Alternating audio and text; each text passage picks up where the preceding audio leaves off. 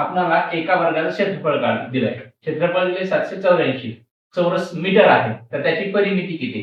मित्रांनो, परिमिती काढायची आपल्याला. परिमिती काढण्यासाठी आपल्याला बाजू लागत असते. काय लागत असते? साईड लागत असते.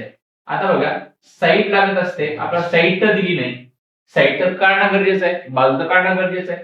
बघा बरं, 784 चौरस मीटर फक्त क्षेत्रफळ दिलंय, परंतु बाजू दिलेली नाही.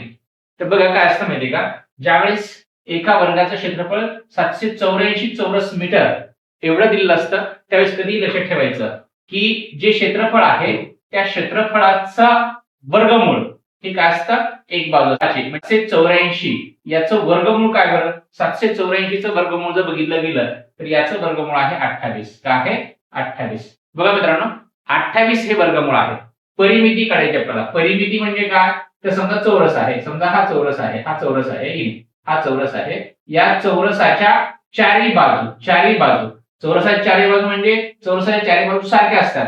एक बाजू मिळाली आपल्याला, एक बाजू मिळाली हे 28. तर म्हणजे याचा अर्थ ही पण 28च असणार, हे पण 28च असणार आणि हे पण 28च असणार. आलं लक्षात? आता यांची बेरीज म्हणजे 28 प्लस 28 हे 28 किती झाले? 56. किती झाले?